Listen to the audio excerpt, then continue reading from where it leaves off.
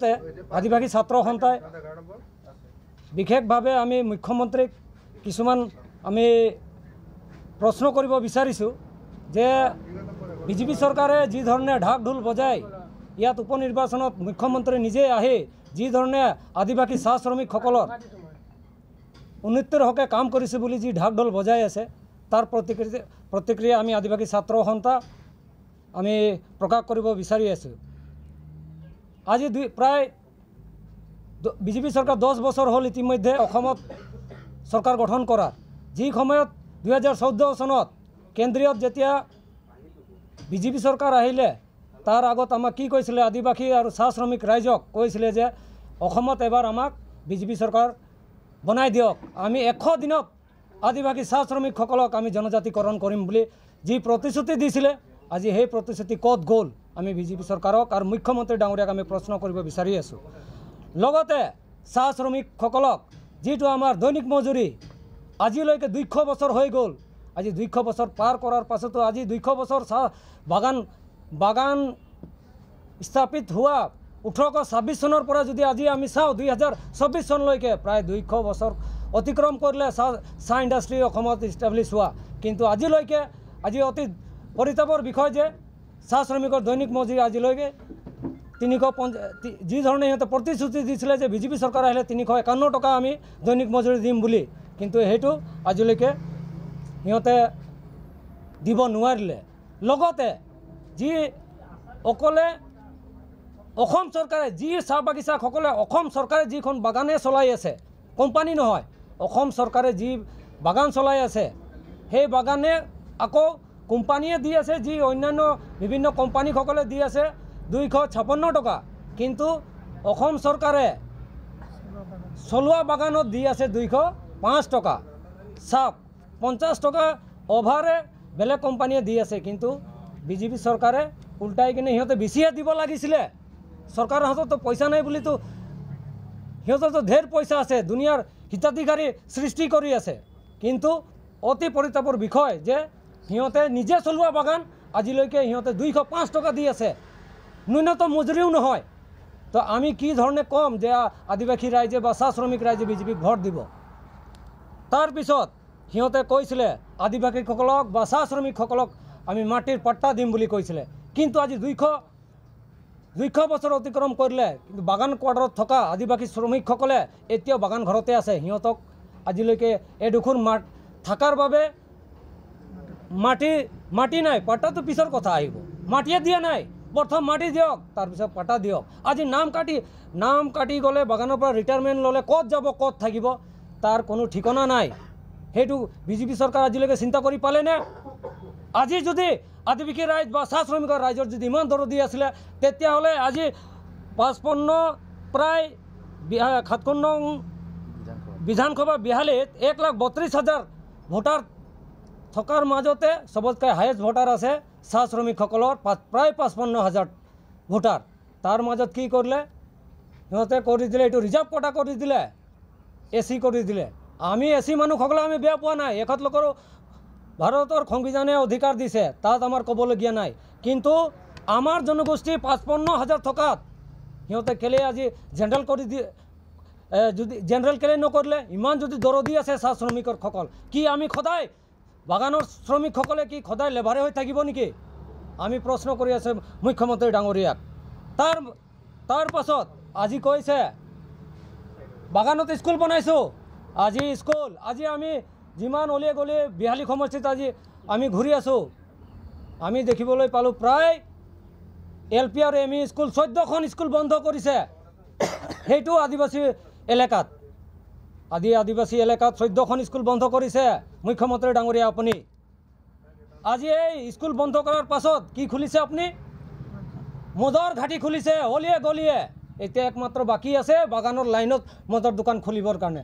আমি আপোনাক প্ৰশ্ন কৰিছোঁ কোনদিনাখন বাগান লাইনত আপুনি মদৰ দোকান খুলিব? এইটো আমাক স্পষ্টভাৱে আদিবাসী ছাত্ৰ সন্থাই আপোনাক কুৱেশ্যন কৰিছে, আপুনি জবাব দিব লাগিব। আজি আপোনাক আদিবাসী ছাত্ৰ সন্থাই স্পষ্টভাৱে আমি কৈ আছোঁ কোনদিনা আপুনি বাগানত মদৰ ঘাটি খুলিব? কাৰণ আপোনাৰ টেক্স পোৱা নাই, অসম চলাব পৰা নাই, কাৰণ আপুনি এটা বাগান ভালকৈ চলাব পৰা নাই। যি অসম চৰকাৰে বাগান চলাই আছে তাত 205 টকা দিছে। আপুনি হাজিৰাও দিব পৰা নাই, যিটো ন্যূনতম মজুৰিও নহয়, লেবাৰ আইনৰ মতে সেইটো ন্যূনতম মজুৰিও নহয়। মুখ্যমন্ত্ৰী ডাঙৰীয়াক আমি সুধি আছোঁ 200 বছৰত অসমত থাকি কি চাহ শ্ৰমিকসকলক আজিও তাৰমানে আমাক অসমীয়া বুলি নাভাবে নেকি? ইয়াতে আমি দেখিবলৈ পাইছোঁ স্পষ্টভাৱে এই জাতি বিভেদ সৃষ্টি কৰা বিজেপিক আপোনালোকে দেখিছেই।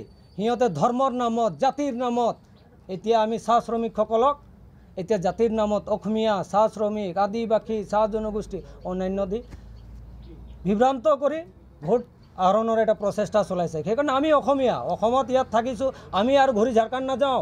আমি সৌদিনাও দেখিলোঁ ঝাৰখণ্ডত যাই কিনে কি ধৰণে বক্তব্য দাঙি ধৰিছিলে, আৰু তাৰো মুখ্যমন্ত্ৰী আমাক অসমত যিসকল বসবাস কৰি আছে সেইসকলক আহ্বান জনাইছিলে ঝাৰখণ্ডলৈ ঘূৰি আহক।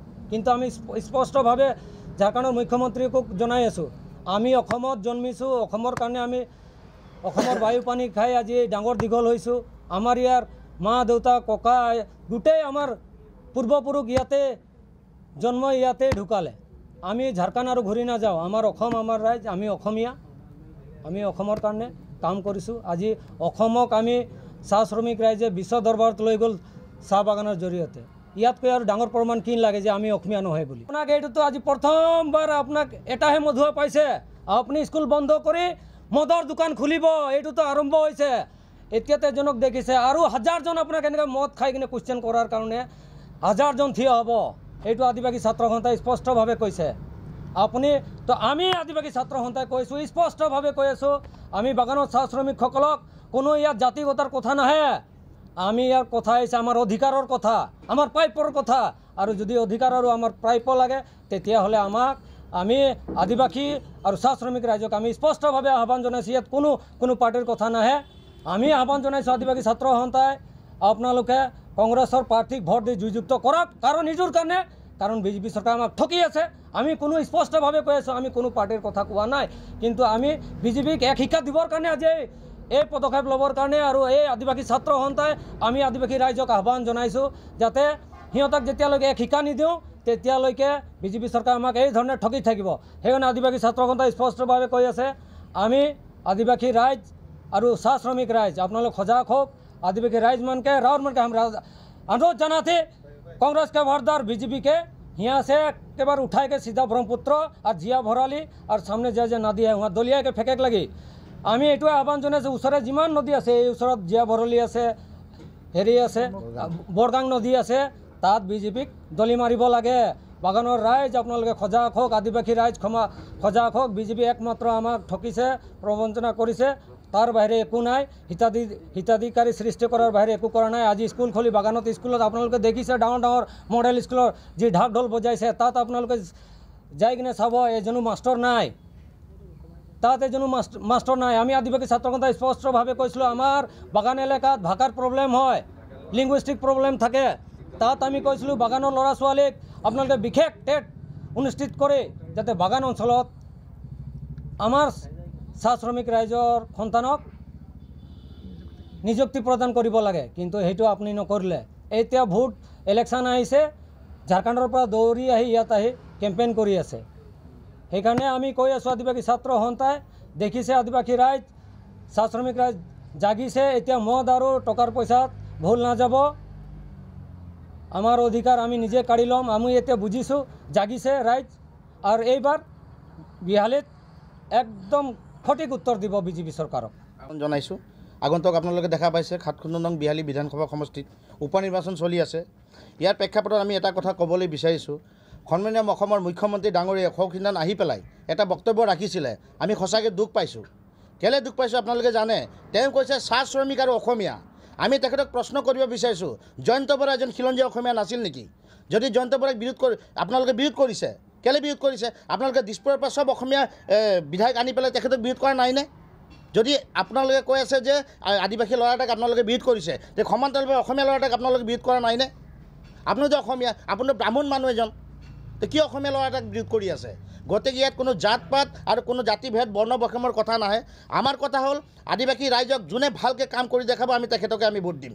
ইয়াৰ বিবেক ভোট প্ৰদান কৰক। আমাৰ সন্মানীয় সভাপতি ডাঙৰীয়াই ক'লেই যে আমাক 10 বছৰ বিজেপি চৰকাৰে ঠগিলে আৰু আমি এই ঠগত ভুল নাযাওঁ।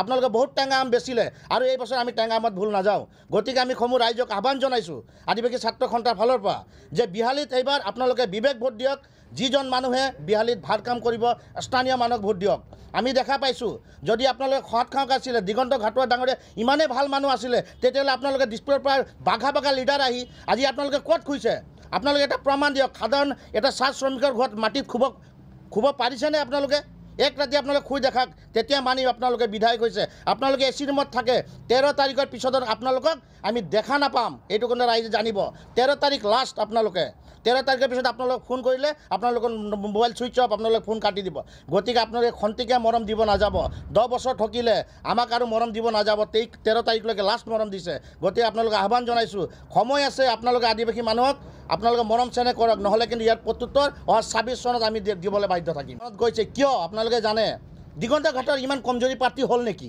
আমাৰ প্ৰশ্ন যদি দিগন্ত ঘাটৰ বিহালীত ভাল কাম কৰাহেঁতেন আপোনালোকে কিয় বাগানত গৈ পেলাই হাত জুৰি ভোট খুজিব লগা আজি পৰিস্থিতি হৈছে ডেফিনেটলি আপোনালোকৰ ভয় আছে দিগন্ত ঘাটত হাৰি যাব নেকি ৰাইজে গম পাইছে আপোনালোকে চাব ৰাইজে আপোনালোকে চাইলেণ্ট ভোট মাৰিব আজি বহুত মানুহে কংগ্ৰেছত থাকিও বিজেপিক সমৰ্থন কৰিছে বিজেপিত থাকিও কংগ্ৰেছক সমৰ্থন কৰিছে আমি গম পাইছোঁ ভিতৰতে বিজেপিত থকা মানুহে কিন্তু এইবাৰ কংগ্ৰেছক ভোট দিব কেলৈ দিব আপোনালোকে এইবাৰ একাকাৰ দিবলৈ ৰাইজে কিন্তু প্ৰস্তুত আছে বিহালী ৰাইজে